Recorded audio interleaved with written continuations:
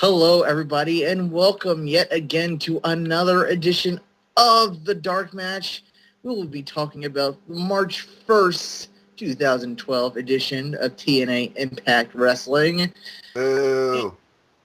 As usual, I am No Leaf Clover, and joining me tonight are... Hey, I'm Christopher Says Dark Match is Mastodon of the Monotone. I'm the match striker of Dark Match, Megafighter Free. I'm the sexy one, Tiefus, and tonight we've got a very special Blossom edition of the Iron Sheik tweet. Awesome. Sure, why not? Just go with it. Okay. Anyway, here we go. I respect the people, but the Chris Brown deserved to get fucked by dead dog in the ass. I will not disagree with him. It's a dead dog. Wait, how would he get fucked in the ass by a dead dog? It'd be a dead dog with machine parts. Zombie. Zombie dog? No, not a zombie. Dog? That's an undead dog. We're talking about Not a dog would be a vampire dog. an augmented cyborg corpse. That doesn't. With the dog sparkle? No, that's not what he said. Do you think That's a she... Frankenstein monster. Why would she come up with something that advanced? I'd honestly like to wish there was an invention that made visual representations of what's going on in people's minds. Sheik would be one of the first people I'd Oh yeah, that'd be see awesome. the result of it. Anyway, we need There'd to be too many get reasons. Chris Brown in touch with Frank and Weenie. Mm. Yeah, there's a reference. Someone got it. Yeah. Going I old didn't school. get it. I just thought it was fucking ridiculous.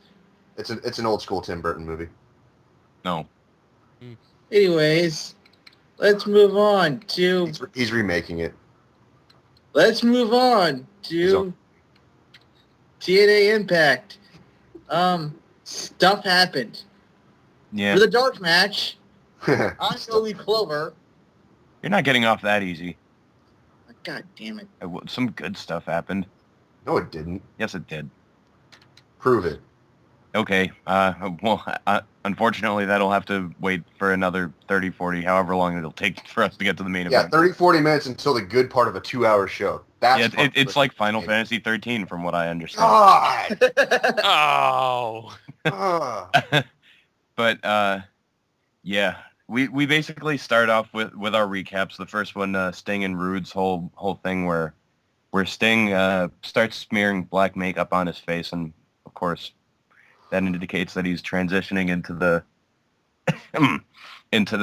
Joker persona. And, but not so you'd notice it later. Our next, this isn't so much a recap as before the show. Kurt Angle cuts a very excited promo about all the reasons why he cost Jeff Hardy the title and why he hates Jeff Hardy that he will reveal at the beginning of the show.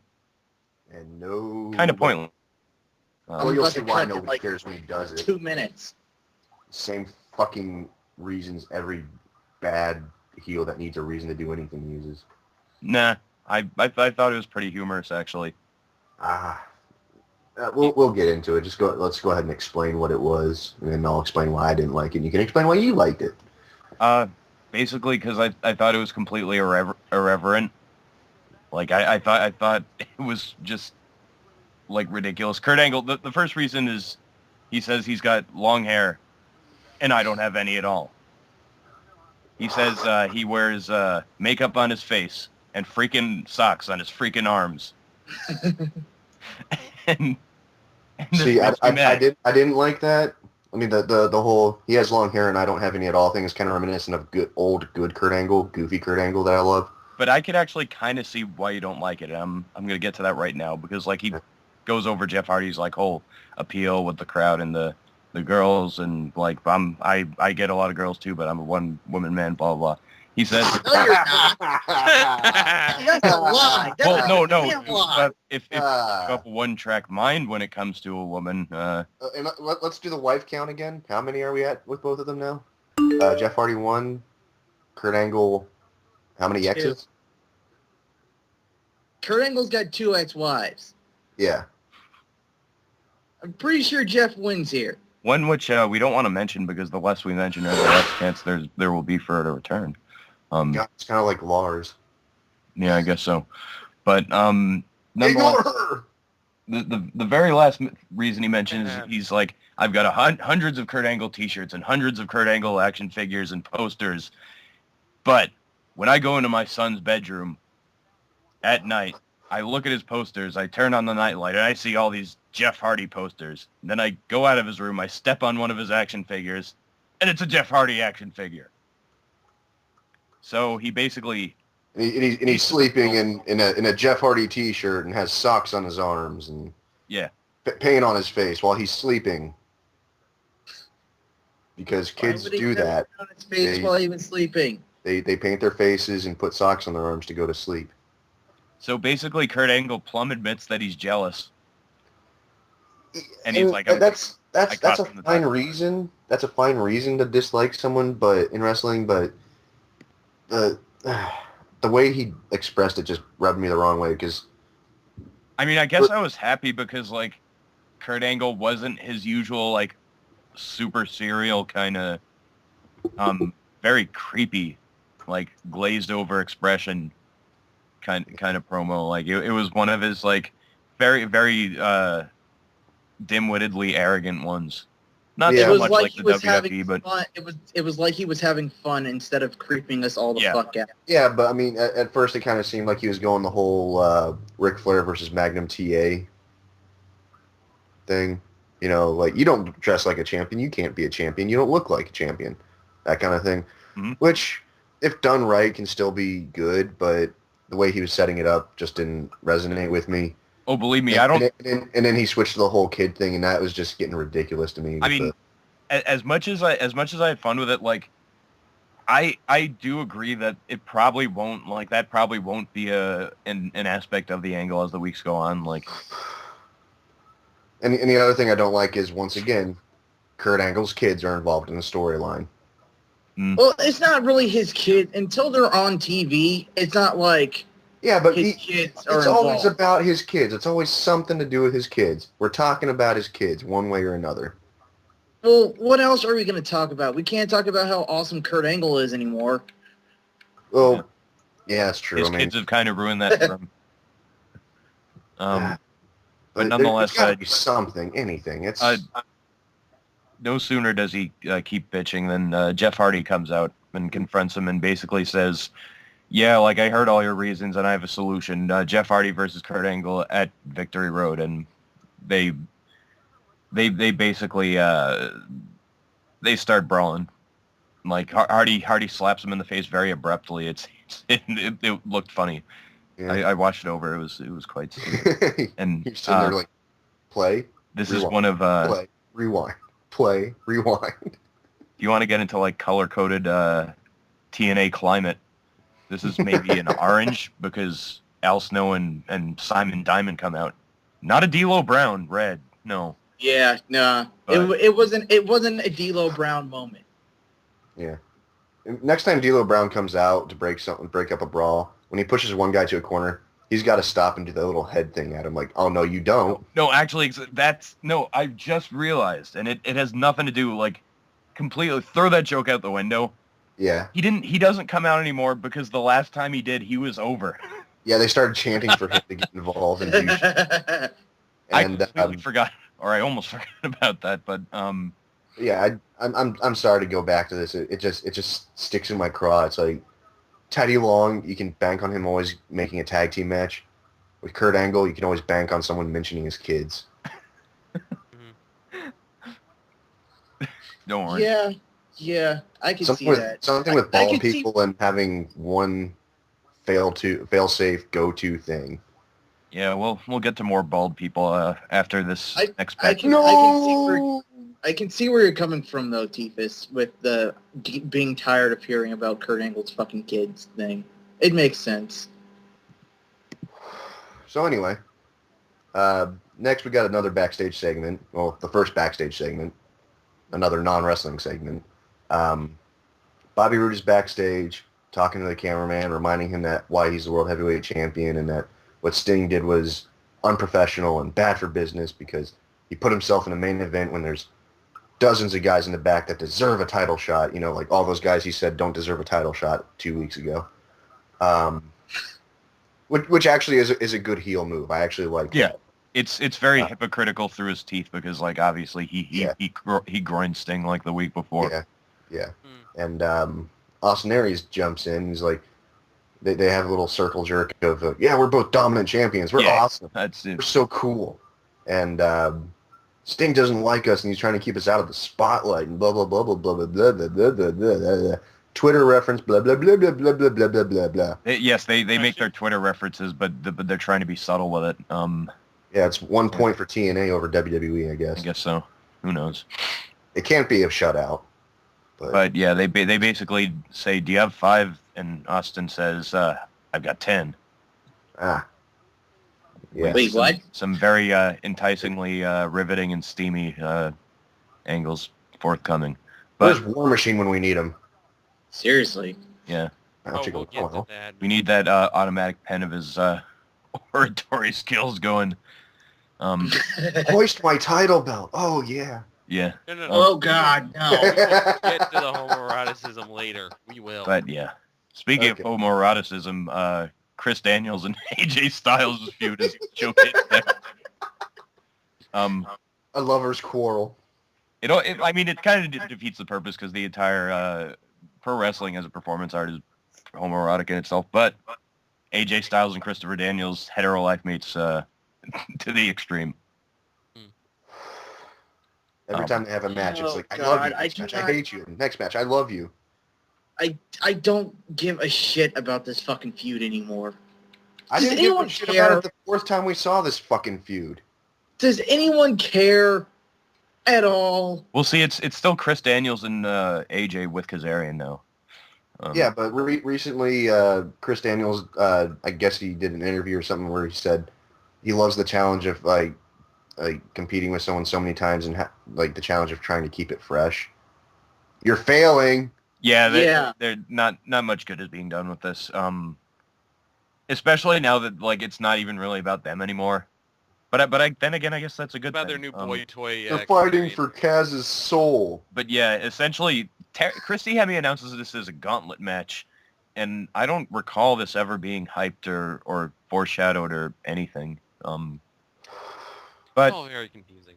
Essentially, they cut a promo with each other, and AJ says like, "Okay, I beat you too, and you reveal the truth of what you're holding over Kazarian's head to like have him by the balls or whatever." And Daniel said, "Oh, like no, forget about it. This is not about you." He's just jealous that he's not got him by the balls anymore. Wow. But yeah, their match is what you'd expect from these two. It was pretty much like Randy Orton and Christian. Like yes, you guys have good matches. We don't care anymore. Next. Well, next opponent. Come on. Yeah, the whole highlight of the thing is Kazarian jumps in the ring in the midst of it, hits AJ with the fade to black, gets Daniels disqualified. So wait, how does that work? I don't want to think about it. Then he attacked Daniels, so Daniels gets the DQ win, so he doesn't have to reveal his shit, which is stupid on Kaz's part, but convoluted, retarded. So it's like we don't know if he's just being like the anti-hero by taking out AJ, or if he's just out for himself, or like I don't. Did he just screw himself into more servitude, or does he like it, or what's Stockholm Syndrome? I don't know. What the hell's going on? Not even Stockholm Syndrome, because he seems to be doing this in defiance of Daniels. Yeah. Who's really pissed off that he lost, and further. Kaz rubbing in his face saying that's a victory. Like that's kind of, I like it. Doesn't really seem like it'll make any sense. Another backstage promo between Madison Rayne and Gail Kim. Yeah, not much more to say about this. Madison Rayne's apologetic about winning the Battle Royal for the #1 contendership for the Knockouts title. Worst villain ever. Could it be more obvious if she had a fucking sign tattooed on her fucking forehead? I'm being the villain. Do you get it? I'm the villain. I'm the bad person, and we're all supposed to be impressed that Gail Kim turned the tables on her by getting her a match with ODB. Ooh, really? Gail fucking outsmarted Madison Rayne. Oh my gosh, it's so difficult. Because when I think crafty heels, I think Madison Rayne. Well, I just don't care. But yeah, we got ODB versus Countess von Finger Bang over there. what? And What? yeah, there you go. Archer season 2. Ha Anyway, yeah, ODB versus Madison Rayne. Actually, all right. ODB carries Rayne through a decent enough match, but nothing really notable. Oh yeah, there was this really bad spot though where ODB goes for the Bronco Buster and then Madison Rayne just pushes her away before she's able to like do the thrusts. Well, there was this spot I remember is like, are you talking about the spot where ODB goes for the Bronco Buster and Madison Rayne gets her foot up late? Yeah. And it's supposed to be like, oh, Madison Rayne crosses her, but instead it looks like Madison Rayne sticks her boot right up OBD's alley. Oh, that had to hurt. Yeah, it was like that, and it also looked awkward, so yeah. didn't flow. Because it's weird to have a fucking low blow spot in a match with two girls as is. It just looks bizarre-ish. It's but really painful though. I mean, wait, what? It's just as painful for them as it is us. I know, but it still looks weird to me sometimes. Yeah, I know. But yeah, Maybe it's just me. Especially when it's ODB. Yeah, because theoretically, like, we all know she's a woman. We all know that before she got plastic surgery, she was quite attractive. Would any of us be shocked if she wasn't? Or, you know what, never mind. I'm not gonna go there. But yeah, I think we've seen enough close-up shots of up there that we know she's not. also, like, God. as a side note, Eric Young was involved in this match on the backstage doing his whole, like, apron walk, and is criminally underutilized for this episode of Impact. Yeah, we didn't have a fucking Eric Young thing. Yeah, we kind of did, but not really. They have not been using their Basically, Eric Young properly. Yeah, they haven't. But yeah, the finish, the whole big spot about this was Gail Kim about to hit ODB with the belt, but she quote unquote drops it. Like, it doesn't. Obviously, we know what the deal with that is, and ODB. Yeah, it's TKO. and the spot looks weird because it looks like, because it's kind of telegraphed by Taz, who's like, oh well, looks like Gail Kim's having a fight with the apron there, and it's like, no, dummy. She's faking like she can't get in the ring. There's a way to say that, but it was never clarified, so it just made Gail look like a fucking dumbass. All of it was really stupid. And honestly, going back to the whole Bronco Buster thing, I think for ODB, whenever she does it, it should be called the Muffin Pounder. No, it's actually called the Bronco Muncher. But apparently they don't call it that way anymore. Like, I mean, I heard the word ass get bleeped, so it wasn't asshole. It was just ass. That's odd. Yeah, it is odd. Especially on Spike. You'd think that like 80% of their shows say that 80% of the time. Where just a couple years ago we had Dixie Carter call Bischoff a smug little shit twice on a recorded shit. Yeah. And it never got bleeped out. But after the match, like, Gail and Madison like have their confusion, a little turmoil, and then we recap Brandon Jacobs, the Giants Super Bowl winner who was barely in the game, if at all. By the way, this second thing with Brandon Jacobs being on the show for a second week in a row, no one talked about it. So they got maybe a mention on a network, and then this week, no one gave a shit. Yep. But, way to go, TNA. He chokeslams Bubba through a table. And basically the rest of the promo is just about how much he's pissed off about that. But it starts off with, for some reason, he's backstage and he's insulting duos.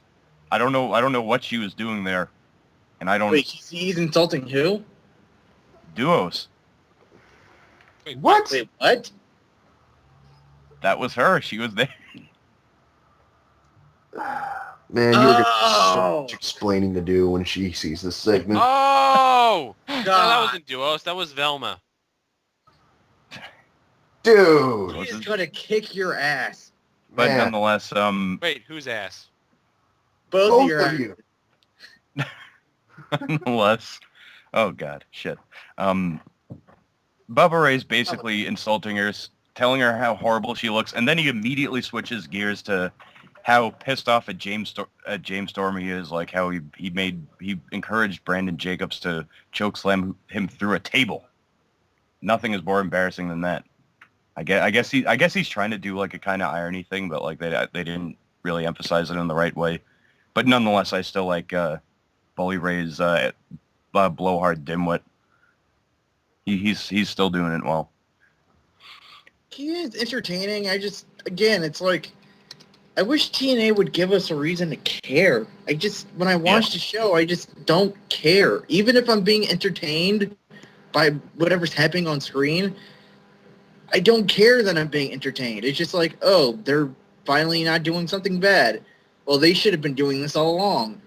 Yeah, and it should actually fit somewhere. But Roode and Austin Aries walk in, and they basically kind of lobbied him and say it's not Storm's fault. It's Sting for bringing Brandon Jacobs in here in the first place and letting him ringside and not stopping him from going to the ring. So your grievance is our grievance, and basically they both tell him to call them in very like more suggestive than the last one. Aries in particular, but nonetheless, they're about to talk, like consolidate their plan when we cut to another knockout segment. 2 of them tonight. Yay. Honestly, Hey. yeah, I guess it's like WWE take note, and kinda. Not really. It's more like we need shit to happen on this show because we just had a couple guys actually wrestle and we can't put other guys in the show. It's more like that. Mm. And apparently, and now this next segment actually makes me wonder what happened to Winter. Like, if she's injured, if they're not interested in using her, because she was nowhere to be found in the scene where Angelina Love and Sarita attack Velvet Sky. Sorry. But nonetheless, they have a brawl, and Mickie James in her training outfit, which consists of a basketball training top, of shorts, and I believe a hippie headband. Yeah. That was notable, I suppose. Yawn.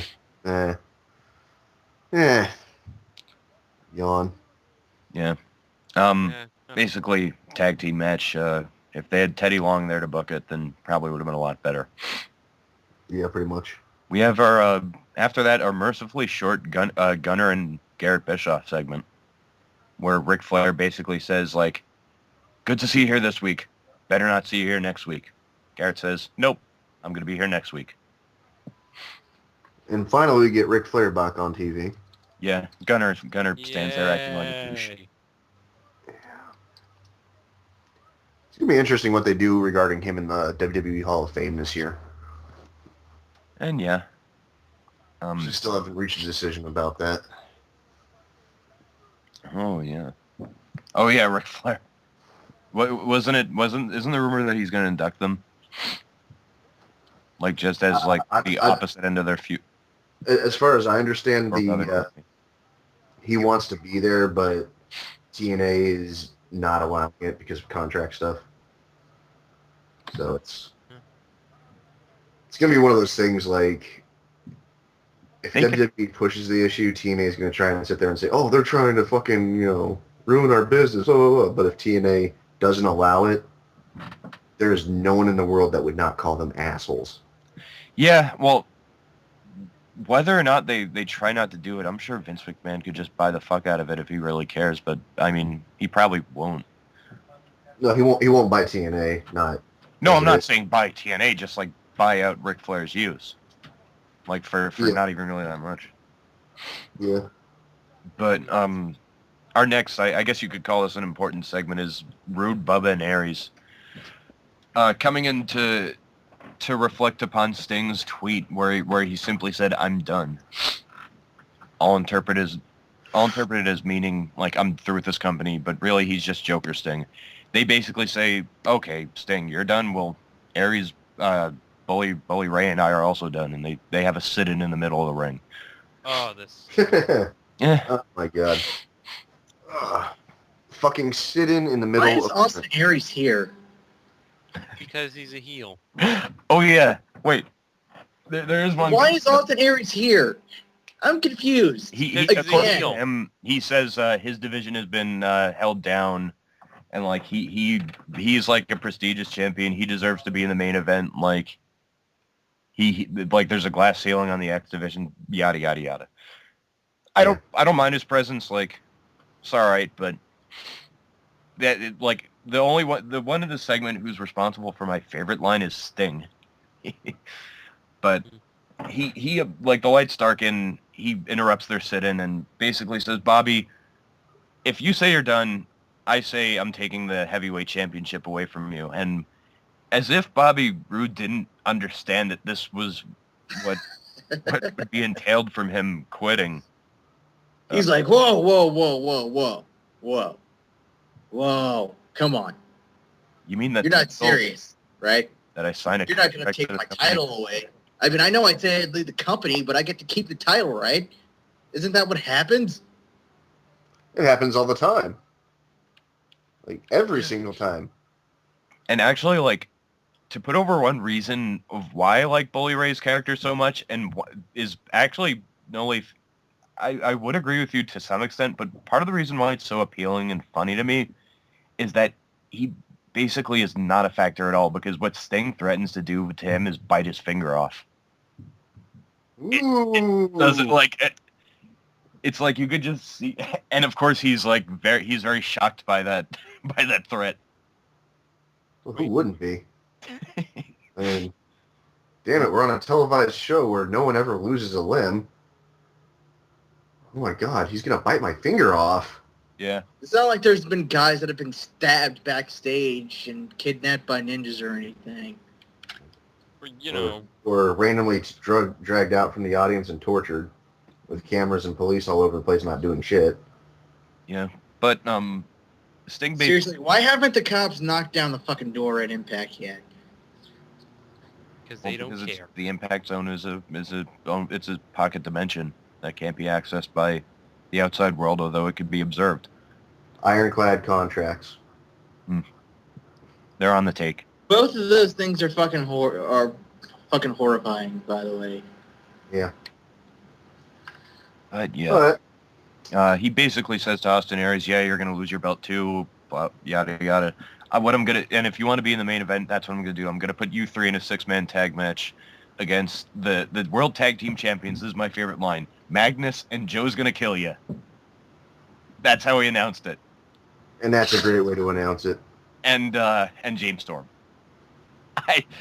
I like James Storm, but motherfuck, it's Joe's gonna kill you. Yep. My favorite performer. The ring name just rolls off the tongue. Yeah, doesn't it? Joe's gonna kill you. Can't you just see that on fucking t-shirts everywhere? Not spelled like Joe is gonna kill you, but literally spelled like Joe's gonna kill you. Yep. That's a name you can market right there, folks. And the lights go out and they come back on and Sting is gone.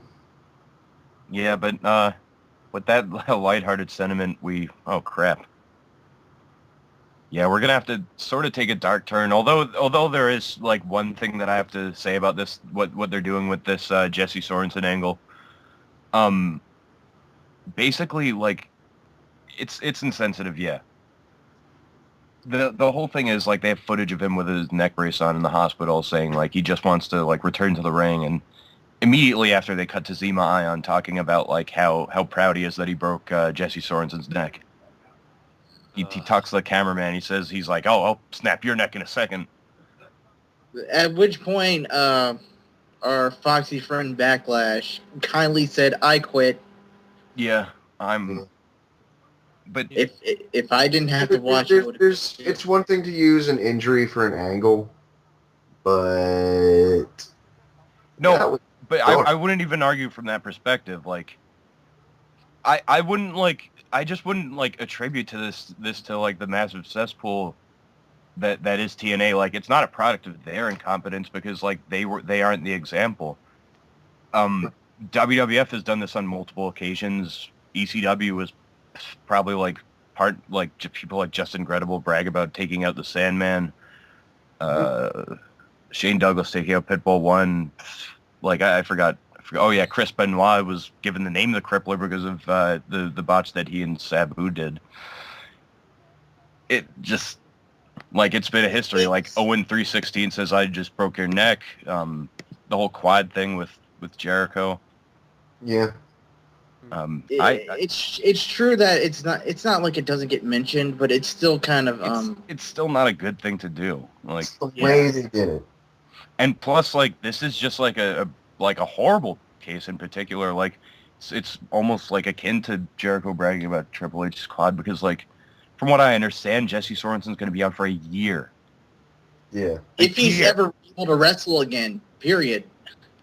And it's like, even if they just do this even if they just exploit this for like one episode of Impact, it's why would they do that in the first place? Yeah.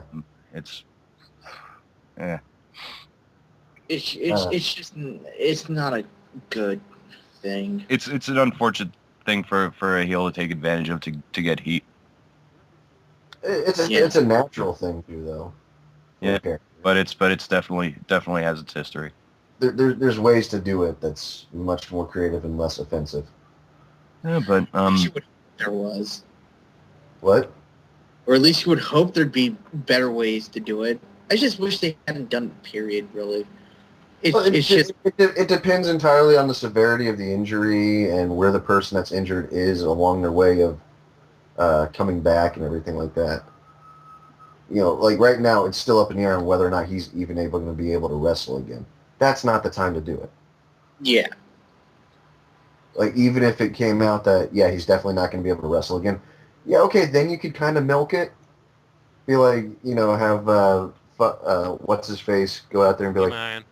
Yeah, Zion go out there and be like, next time he gets into a feud with someone, just be like, just remember what happened to Jesse Sorensen and shit, like, just something in passing like that. That'd be okay. But with this, showing a video of the guy saying that's all he wants, showing his mother crying. I mean, I don't care who you are, that's someone's mom, and those are real tears because that's a real injury. And then and with everything still up in the air, having Zema Ion follow that immediately following his mom's tears, saying, "Ha ha, you suck. I'm glad I did it. I'm going to do it again." That's fucked up. Yeah, it's fucking squicky. Yeah. Yeah, it's getting into uncomfortable territory, which may not be which most likely not the reaction that you want to get for your heels. But it gets us right into the next match, though, which is Zema Ion versus jobber number 4,782 in TNA on his, what is this now, his 8th time of being reverted back to a jobber. Wait, who are we talking about? Shannon Moore. Yeah. Oh, yeah. I remember when he first came in, like, under the tutelage of Jeff Hardy, and of course there was only one priority in terms of, like, who was going to get over. It appeared that Shannon Moore was going to be skyrocketing through the X Division, but no. I don't care. I'm glad. I would have rather, instead of them having Shannon Moore, them bring in Jimmy Wang Yang. He's a much better wrestler. Well, honestly, though, Shannon Moore is not a bad wrestler, and he's had sparks here and there where if they had latched on and booked in the right way... See, the thing is, like, he could be a very interesting X Division champion. But... I wasn't against Ink Inc. at all. Like, but they never use him right at all. And see, that's the thing. Like, in Ink Inc., they shoved that whole dilly gaff thing down our throats. It's just like, oh yeah. That was wrong. But then they started to get better, and then of course they did the whole Young Bucks thing of them having a rift in the tag team, so of course they have to do it with thinking. Yeah. And of course then they just completely like cock slap. Abandoned it. You're gonna have to go to OVW. I don't want to do that. I'm sure I could benefit from being on TV. No, we don't need you then. I've been a tag team champion. You want me to go to OVW? Yeah. Fuck you. But yeah, really can't say much about this. Can't say much about this. Like Zema Ion wins with a face buster to the knee. Pretty much, like, you can't really separate. We spent entirely too long talking about Zema fucking Ion. Yeah, we did. They forced us to, though. It's their fault. Fuck, I wish we would talk about Zema Ion extensively, doing a much better and more fitting angle, but no. He's a good kid. He's just in a shitty fucking angle. In a shitty fucking company. Yeah. This is also true. I wonder if Jesse Sorensen's going to file workers' comp claim. Who knows? I mean, it's a wonder he's even like cutting these like confessional promos. Yeah. But yeah, well, let's move on to what I was basically suspending the Final Fantasy 13 gets better moment. This was a good 6-man tag match. Wait. Before we go, we have to mention there was a video package for Abyss. Oh, yeah. Yeah. And also, I just have to go on that record. guy still exists. I want to go on record, since you mentioned it again. I personally find that there is no good part of any Final Fantasy. I disagree, but that's not a discussion for this podcast. No, there's like a 5,000 page long thread on Spoonie's forums. That's a good discussion for that bullshit. But yeah, the thing about Abyss is that like the way they're featuring him, like with them basically having to remind us that he's around, almost kind of reminds me of what they were doing with him last year when he got Janissed by Crimson. Like Got Janissed by Crimson too? Yeah, he did. Yeah. Damn. He got Janissed by everyone, dude. Twice. Like, he's the only person that got hit by Janice. The Janice bicycle. Yeah. What? What? You heard me. I did. That doesn't mean it makes sense. Crazy shit on the show, Megafighter. Who's stopping me? You're fired. Oh. That's like the third time I've been fired on the show. Well, you're more fired than you were before. I can't be more fired. Can I be fired too? But No. yeah, I really don't want to finish talking about TNA. I'm fucking done. Oh, dude, I'm not like this is what I was. Again, there's no good part of Final Fantasy. Leave me alone. Not even. No need for the Final Fantasy comparison. Basically, what was great about this match is that the operative feud here is Bobby Roode and James Storm. The whole thing was building up to that, and Roode was ducking him throughout the match. But at the same time, they also had a good delineation for every other participant. Like Samoa Joe and Brutus Magnus were trying to prove themselves, and like kind of Samoa Joe was like sort of having his like renaissance as like a dominant guy. Magnus is like looking impressive, but he's still the young guy, and like he's the most inexperienced. That was put over well in the match. And throughout, you have the effect of Bobby Roode basically relying on Bully Ray and Austin Aries. Like they're showboating, they're doing their spots, but at the same time, they also have to pick up like a huge amount of slack. At the same time, though, like with Bobby Roode doing this, and like with James Storm's preoccupation, he's also distracting Samoa Joe and Brutus Magnus and playing mind games with them with the way like he's sort of being around the sidelines, but still like throwing in kicks from like the apron, stuff like that, throwing in a bunch of offense. At around like the 10-minute mark of this, James Storm and Bobby Roode finally face off, and like the crowd has a pretty decent reaction. It would be about as good of a moment as you could get, like without them facing off for the title in a adequately built up feud. Yeah. But it pretty much culminates in Storm getting the last call on Roode and pinning him. Faces win. I got a problem with that. Because that's a fucking main event of, quote-unquote, their biggest pay-per-view of the year. Oh, Lockdown? Yeah. Their third WrestleMania, or their first WrestleMania, I guess. On the my calendar. First WrestleMania, yeah. They're trying to catch up to WrestleMania really fast. But isn't it after WrestleMania? I mean, as far as number of their biggest show of the years go. But yeah, that's TNA. It's once again that perfect like sort of. It's a perfect storm of interesting aspects being wasted in a larger pool. Yeah. Took the word. Why are you even trying this? Yes. And honestly, I'm glad they're finally giving Samoa Joe something to do. They're finally starting to push him a little bit. And unfortunately, yeah, with the history, he'll never be where he was. I don't trust him to follow through. Yeah, he'll never be the same as he was, at least in TNA. Like he needs to start like working harder and in terms of like how hard shape and like work? His second chance. How hard can you expect a guy to work when he's been like treated like they've treated him? Randomly starting and stopping so many goofy ass, over the top fucking gimmicks with him when he's just a serious monster is all he needs to be. I mean, yeah. That's all he needs to be, and that's all. And that's the one thing they refuse to let him be. I mean, and that's the thing. Like, he could either be the serious monster, or he could be just like a very casual badass. Like, he's very good at doing that. Yeah. He's having like a very nonchalant. He's exactly like Taz was back in his prime.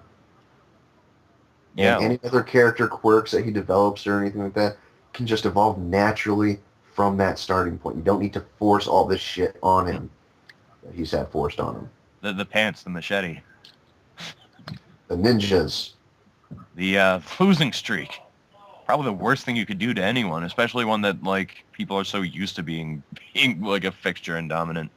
The random mass agent. I mean, as losing streak tomorrow. Trust me.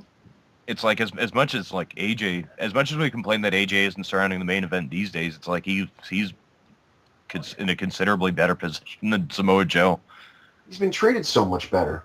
I mean, then again, Joe has gold, so like I guess you could say that like they're trying to reestablish him.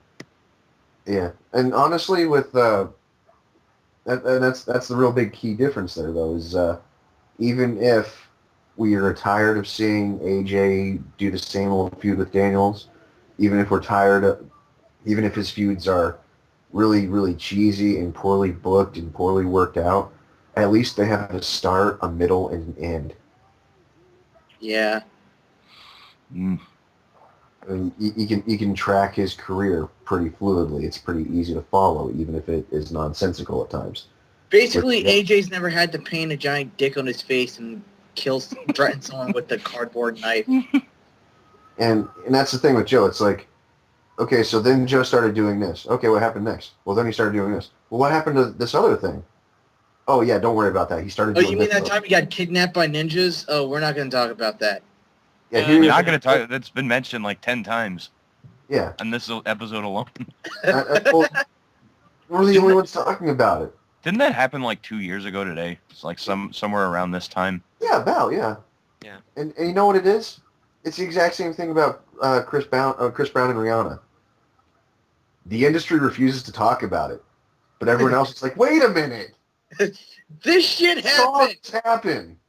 And they're like, "We don't know what you're talking about," but it's right there. You can see it. No, you're no. We don't know what you no. Here's a new match, or here's a new album. Here, have a Grammy. But no. God. Oh God. God. If Vince Russo wins a Grammy, I'm done. What?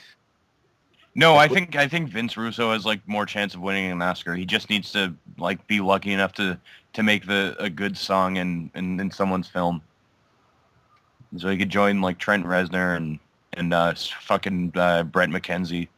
Well, first he has to write something that's appealing to a bunch of 70-year-old out-of-touch losers. No, yeah, you're right. You're absolutely right.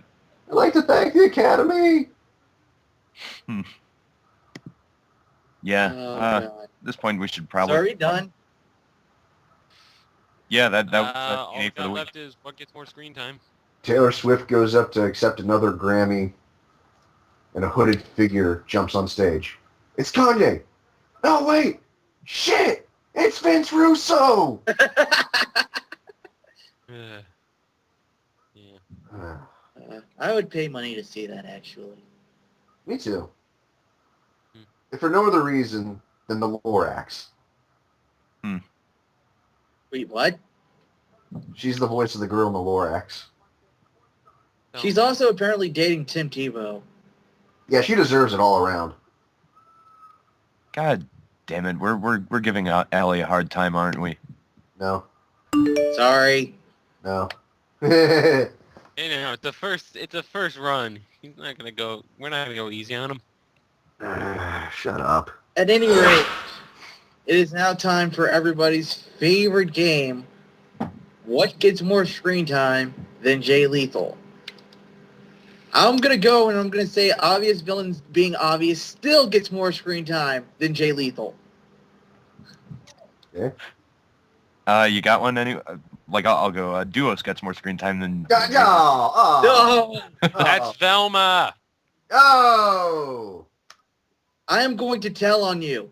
I'm going to laugh I'm going to laugh when she fucking kills you. Okay. Wait, tell on who? Let's go tell on them together.